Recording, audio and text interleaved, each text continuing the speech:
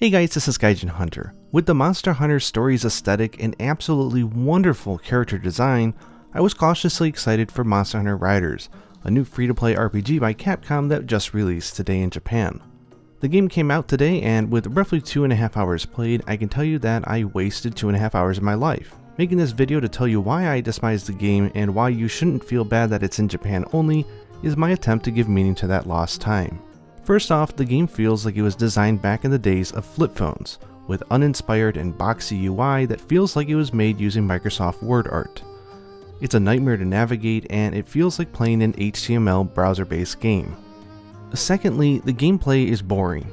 In theory, a turn-based Monster Hunter experience works. I mean, in Monster Hunter Stories it was fantastic. But this game feels like an Excel spreadsheet put into motion, with the core loop of you playing a stage over and over again to get your level up to a certain number, then moving on to the next stage, rinse and repeat. I'm sure in later game the customization will start to matter, but for the first few hours it doesn't at all, and that's a pretty bad sign.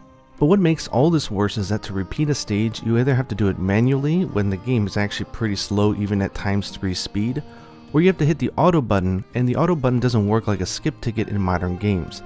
It literally makes you watch the game run in the background in auto mode, and you just let it run and run for like, I don't know, 30 minutes to an hour until your stamina is depleted, or you get tired of the fact that your phone is unusable. The game doesn't give you much in terms of gameplay, but it is excited to restrict you every step of the way.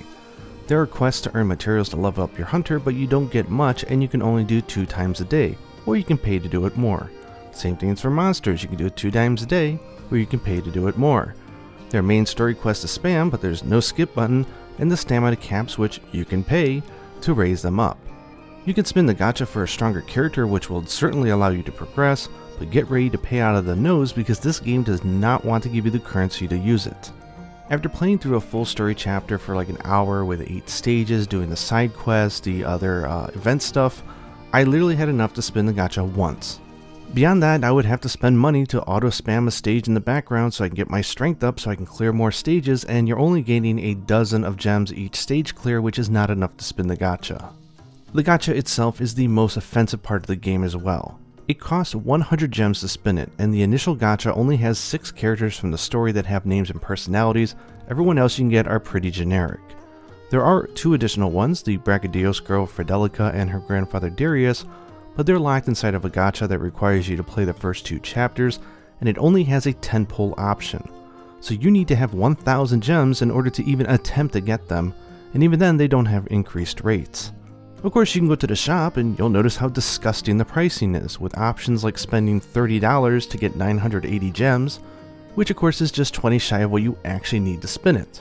The single pull gacha is 100 gems, but they sell them in increments of like 40, so you're looking at over $3 to pull once.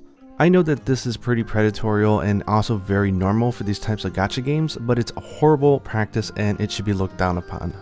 There are a few event quests to earn a Lagiacrus or a single Bragadios, but those require you to play pretty far into the game, which just brings you back to the stamina problem, auto not really being automated or fast, and then having to spend to do anything in the game. No thank you. Will this game improve over time? Maybe, but I have my doubts.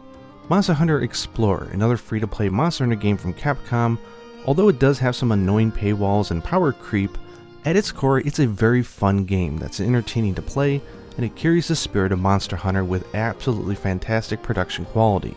This game is horrible from the start, and I have serious doubts that they'll ever get it right. The story isn't even interesting, so I don't really have anything to share on that front as well. I apologize if this sounds like a rant or I'm just trying to be the bringer of bad news. I was actually really excited for this game because the character designs are so good. Of course, this is my opinion and mine alone. Maybe I should not have been playing Fantasy Life Online and side game titles because they've shown me over the last year that you can have a free-to-play game that is fun to play even if you don't pay, yet it has features that are convenience or aesthetic that the whales will happily pay for, and that allows the whole ecosystem to thrive. Anyways, enough ranting for me, and back to daydreaming about an actual Monster Hunter Stories 2. Hope you guys enjoyed this video, and until next time, happy not playing soulish cash grabbing gacha games.